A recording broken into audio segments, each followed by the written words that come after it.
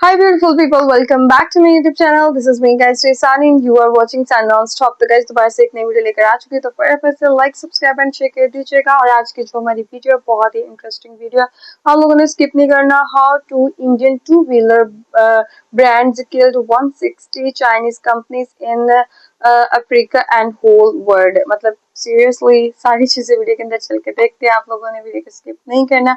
और देखो इंडिया की जो चीजें हैं ना, मेड इन इंडियन थिंग्स जो है वो दिन ब दिन जो है वो तरक्की कर रही हैं और बाकी चीजों को पीछे भी छोड़ रही हैं।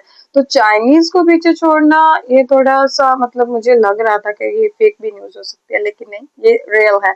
तो खैर बस वीडियो के अंदर चल के देखते हैं। चाइना में बड़ी छोटी सब मिला के 200 मोटरसाइकिल कंपनीज हैं। जापान में 4 बड़ी टू व्हीलर कंपनीज हैं और इंडिया में लगभग 6 बड़ी टू व्हीलर कंपनीज हैं। 2021 की रेवेन्यू और टू व्हीलर सेल्स के हिसाब से बनाई गई ये रिपोर्ट बताती है कि दुनिया के टॉप 10 मोटरसाइकिल कंपनीज में 4 तो सिर्फ इंडिया की ही हैं और 3 जापान की हैं। लेकिन चाइना में 200 बड़े टू व्हीलर मैन्युफैक्चरर्स होने के बाद भी इस टॉप 10 लिस्ट में चाइना की एक भी कंपनी एग्जिस्ट नहीं करती है। इंडियन ब्रांड्स के टॉप 10 लिस्ट में आने की वजह सिर्फ हमारे देश की बहुत बड़ी आबादी ही नहीं है, बल्कि इसलिए भी वो वहाँ पर एग्जिस्ट करते हैं क्योंकि इंडियन ब्रांड्स अपने टू व्हीलर्स को भारी मात्रा में बाहर एक्सपोर्ट करते हैं। जैसे कि बजाज का ऑलमोस्ट 50% रेवेन्यू बाइक्स को बाहर बेचकर आता है। वो अपनी बाइक्स को ऑलमोस्ट 70 देशों में बेचते हैं, टीवीएस 60 देशों में और हीरो 40 देशों में प्रेजेंट है। और ऐसा भी नहीं है कि ये वहाँ पर कोई एवरेज बिजनेस कर रहे हैं। अगर मैं आपको अफ्रीका कॉन्टिनेंट का एग्जांपल दूं तो रिपोर्ट्स के मुताबिक अफ्रीका में ऑलमोस्ट 200 चाइनीज कंपनीज ऑपरेट करती थी, लेकिन इंडिया की सिर्फ बजाज और टीवीएस ने अपने 2-3 मॉडल्स की मदद से ही वहाँ पर 200 में से 160 चाइनीज कंपनीज को बंद करवा दिया है और अब वहाँ पर सिर्फ 40 चाइनीज कंपनीज ही ऑपरेट करती हैं। इंडिया के सारे ही टू व्हीलर मैन्युफैक्चरर्स बाहर काफ़ी अच्छा परफॉर्म कर रहे हैं और इंडियन टू व्हीलर एक्सपोर्ट अपने आप में ही एक बहुत वास्ट टॉपिक है। इसीलिए हम आज इस वीडियो में जानेंगे कि वो कौन कौन से रीजन्स हैं जहां पर हमारे ब्रांड्स जापानीज ब्रांड्स को टक्कर दे रहे हैं और चाइनीज़ ब्रांड्स को पीछे छोड़ चुके हैं। ये भी जानेंगे कि वो क्या इंडियन कंपनीज़ की बिजनेस स्ट्रैटेजीज हैं जिसकी वजह से साउथ ईस्ट एशिया, अफ्रीका और साउथ अमेरिका में अपने अलग अलग मॉडल्स से वहाँ पर इंडियन ब्रांड्स ने डोमिनेंस बना रखी है। क्यों आज पूरे अफ्रीका कॉन्टिनेंट में सबसे ज़्यादा बिकने वाली मोटरसाइकिल बजाज की बॉक्सर बन चुकी है, जिसने वहाँ पर ऑलमोस्ट सारी ही चाइनीज़ कंपनीज़ को फेल कर दिया है। और मैं एंड में ये भी बताऊंगा कि कैसे बजाज, टीवीएस और हीरो ने बहुत ही सुपीरियर इंडियन मैकेनिकल इंजीनियर्स की टीम बिल्ड करी है, जबकि इंडिया में मैकेनिकल तो छोड़ो सिविल इंजीनियर्स भी कोडिंग करने में लगे हुए हैं। इंडिया में टोटल व्हीकल सेल्स का 75% हिस्सा सिर्फ टू व्हीलर्स के पास ही है, जिसमें भी 100 से 150 सीसी वाली बाइक्स और स्कूटर्स ही सबसे ज़्यादा बिकते हैं। इन सभी की डिमांड्स को पूरा करने के लिए इंडिया में कई जापानीज, इंडियन और यूरोपियन ब्रांड्स ऑपरेट करते हैं। चाहे आप शहर में चलें, किसी कस्बे में या किसी हाईवे पर, इंडिया में आपको हर तरफ बाइक्स ही मेजॉरिटी में देखने को मिलेंगी। और क्योंकि इंडिया की ज्योग्राफी और इकोनॉमी बहुत ही ज़्यादा डाइवर्स है, इंडियन मैन्युफैक्चरर्स को काफ़ी ज़्यादा मेहनत करनी पड़ती है और बहुत ही तगड़ी स्ट्रैटेजीज लगानी पड़ती है एक इंडियन इंडिविजुअल की डिमांड को पूरा करने के लिए। और इसीलिए हमें इंडिया में सिर्फ 350 सीसी के अंदर ही काफ़ी तरीके की बाइक्स देखने को मिल जाती है। फिर आप चाहें बात कर लें सामान ढोने की, सिटी कम्यूट की, टूरिंग की या ऑफ रोडिंग की। यही मोटरसाइकिल्स का डाइवर्सिफिकेशन है जो इंडियन मोटरसाइकिल ब्रांड्स को एक यूनिक पोजीशन देता है। और ये ब्रांड सभी थर्ड वर्ल्ड कंट्रीज जैसे इंडोनेशिया, कोलंबिया, वियतनाम, नाइजीरिया और मैक्सिको के लिए सबसे ज़्यादा सेंसिबल चॉइस बन जाते हैं। इस बात को मैं कुछ एग्जांपल्स से समझाता हूँ आपको। जैसे कि टीवीएस अपनी स्टार सिटी को श्रीलंका और कोलंबिया में एक्सपोर्ट करते हैं। पर कैपिटा इनकम कम होने के कारण वहाँ पर ये बाइक खरीदना और मेंटेन करना काफ़ी आसान हो जाता है। दूसरा एग्जांपल हम ले सकते हैं बजाज की पल्सर का, जो स्पेन, पेरू, फिलीपींस और कोलंबिया में भी ठीक ठाक बिकती है, क्योंकि इस बाइक से वहाँ पर कम बजट में अच्छी परफॉर्मेंस और रिलायबिलिटी भी मिल जाती है।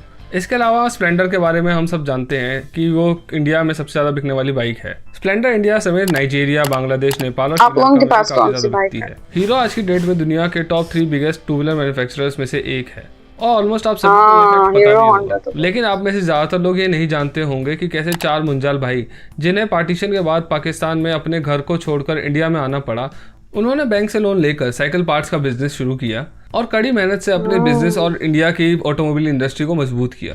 तो चलिए सुनते हैं ऑडियो बुक हीरो की कहानी, 4 भाइयों का औद्योगिक चमत्कार, कुकू एफएम से। कुकू एफएम इंडिया का लीडिंग ऑडियो बुक प्लेटफॉर्म है with over 1000 hours of non fiction. इसका मैंने बहुत सुना, 4.5 प्लस की रेटिंग है एंड मोस्ट इंपॉर्टेंटली इस पर आप अपनी फेवरेट ऑडियो बुक सुन सकते हैं अपनी रीजनल लैंग्वेज में। कुकू एफएम एक ऐसा प्लेटफॉर्म है जहां पर आपको हिस्ट्री, मोटिवेशन, फाइनेंस और भी बहुत सारी कैटेगरीज की ऑडियो बुक मिल जाएंगी। पर्सनली मैं भी ऑडियो बुक सुनना काफ़ी ज़्यादा पसंद करता हूं। कोई भी काम करते टाइम, जिम करते टाइम, रनिंग करते टाइम आप ऑडियो बुक सुन सकते हैं एंड मोस्ट इंपॉर्टेंट हम खुद में वैल्यू ऐड कर सकते हैं। इस प्लेटफॉर्म की general cost 399 rupees per year है, लेकिन मेरे सभी सब्सक्राइबर्स के लिए स्पेशल 50% डिस्काउंट अवेलेबल है। अगर आप मेरा कूपन कोड BTM50 यूज़ करेंगे तो आपको 50% एक्सक्लूसिव डिस्काउंट मिलेगा। अब ये एक्सक्लूसिव इसलिए है क्योंकि फर्स्ट 250 यूजर्स के लिए ही एक्सक्लूसिव डिस्काउंट अवेलेबल है। Don't miss your chance, go and checkout, link is in the description. बाकी जितनी भी इंडियन बाइक्स मैंने आपको अभी तक बताई थी वो कुछ देशों में तो काफ़ी ज़्यादा अच्छा कर रही हैं, लेकिन बाकी में बस ठीक ठाक ही कर पा रही हैं। पर एक मोटरसाइकिल ऐसी है जिसने पूरे के पूरे अफ्रीका कॉन्टिनेंट पर ही अपना दबदबा बना रखा है और उसका नाम है बजाज बॉक्सर। अर्ली 2000s में नाइजीरिया जैसे अफ्रीकन देशों में ज़्यादातर चाइनीज़ कंपनीज ही अपनी बाइक्स बेचा करती थी, और वो इसलिए क्योंकि अफ्रीका के देश दुनिया के कुछ सबसे गरीब देशों में शामिल हैं और चाइनीज़ बाइक्स काफ़ी ज़्यादा सस्ती होती थी। चाइना से बाइक्स बॉक्स में आती थी, अफ्रीका में लोग इनको खरीदते थे और इनको असेंबल कराने के लिए अपने लोकल मैकेनिक के पास लेके जाते थे। इन चाइनीज़ बाइक्स की क्वालिटी काफ़ी ज़्यादा ख़राब होती थी और चाइना की ये कंपनीज वहाँ पर कोई भी आफ्टर सेल सर्विस नहीं दिया करती थी, क्योंकि इन्होंने वहाँ पर सर्विस सेंटर और ऑफिस बनाए ही नहीं थे। वहाँ पर ऐसी तकरीबन 200 चाइनीज़ कंपनीज अपनी बाइक्स को एक्सपोर्ट करती थी। गरीब अफ्रीकन्स को मजबूरन चाइनीज़ बाइक्स ही खरीदनी पड़ती थी क्योंकि जापानीज़ बाइक्स काफ़ी ज़्यादा महंगी थी और ज़्यादातर की पहुंच से काफ़ी ज़्यादा दूर थी। और यही सब देखकर बजाज ने अपॉर्चुनिटी का फ़ायदा उठाने का सोचा और अपनी फुली असेंबल्ड बॉक्सर अफ्रीका के कई देशों में लॉन्च करी। शुरुआत में ये बाइक इंडिया से फुली इंपोर्ट करी जाती थी, पर बाद में बजाज ने वहाँ पर असेंबली प्लांट्स लगा दिए और उसके बाद उन्होंने वहाँ पर इंपोर्टर्स के साथ मिलकर डीलरशिप और सर्विस सेंटर्स भी खोले। अब नाइजीरिया जैसे कई देशों के लोगों के पास ऐसे ऑप्शन थे जिनकी कीमत चाइनीज़ और जापानीज़ बाइक्स के बीच में थी, पर क्वालिटी जापानीज़ जैसी ही थी और उनको अच्छी क्वालिटी की सख्त ज़रूरत थी, और इसका रीज़न है बोडा बोडा। दरअसल बोडा बोडा वर्ड जो है वो अफ्रीका के काफ़ी सारे देशों में बाइक टैक्सी के लिए यूज़ किया जाता है। बोडा बोडा अफ्रीकन्स के बीच काफ़ी ज़्यादा पॉपुलर है और इसके दो रीज़न है। पहली और बड़ी वजह यह है कि अफ्रीका में पर कैपिटा इनकम अक्सर काफ़ी ज़्यादा कम होती है और लोगों को काफ़ी कम पैसों में टैक्सी सुविधा मिल जाती है इन बाइक टैक्सी की वजह से। और दूसरी वजह यह है कि मालावी जैसे कई देशों में आज तक भी चाइनीज़ रोड नहीं पहुंचे हैं और मोटरसाइकिल को खराब रास्तों पर चलाना गाड़ियों से ज़्यादा आसान होता है। बोडा बोडा वाले सिर्फ लोगों को ही नहीं छोड़ते हैं, बल्कि उनको कई बार काफ़ी ज़्यादा भारी सामान ले जाते हुए भी देखा जा सकता है और अक्सर अफ्रीकन्स बाइक्स को एम्बुलेंस की तरह भी यूज़ करते हैं। बोडा बोडा वाले बहुत ज़्यादा नहीं कमाते हैं और नई बाइक्स लेना अक्सर उनकी पहुंच से काफ़ी बाहर होता है, इसीलिए वो जाते हैं सेकेंड हैंड बाइक्स की तरफ और वो चूज़ करते हैं बजाज की बॉक्सर को। बजाज की ये बाइक इतनी वेल इंजीनियर्ड है कि इतने अब्यूज़ झेलने पर भी ये कई लाख किलोमीटर आराम से निकाल देती है, वही चाइनीज़ बाइक्स इसके आसपास भी नहीं चल पाती हैं। बॉक्सर को बजाज ने काफ़ी ज़्यादा रोबस्ट बनाया है और बजाज ने इस बात का ध्यान रखा है कि अफ्रीका की मुश्किल टेरेन्स पर ओवरलोडिंग के साथ चलने पर भी इन बाइक्स पर कोई प्रॉब्लम ना आए, और इसीलिए इसमें हमें 100 सीसी के इंजन के बजाय 150 सीसी का इंजन देखने को मिलता है, जिसकी वजह से काफ़ी ज़्यादा वजन आराम से खींच लेती है। बजाज के अलावा अफ्रीका में TVS की स्टार सिटी भी काफ़ी ज़्यादा पॉपुलर है।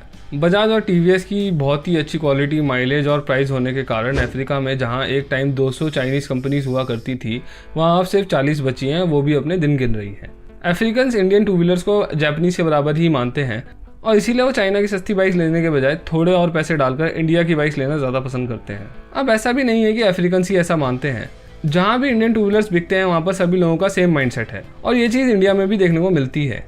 इंडिया में लोग अपने इंडियन ब्रांड्स की कार लेने जाते हैं तो अक्सर उनके मन में ये स्टीरियोटाइप होता है कि इंडियन ब्रांड्स की कार्स रिलायबल नहीं होंगी, जो चीज़ पहले से काफ़ी ज़्यादा सुधरी है। पर आज भी टॉप 10 मोस्ट सेलिंग कार्स की लिस्ट में सिर्फ 2 ही इंडियन कार्स आती हैं, बाकी या तो सुजुकी की होती हैं या हुंडई की होती हैं।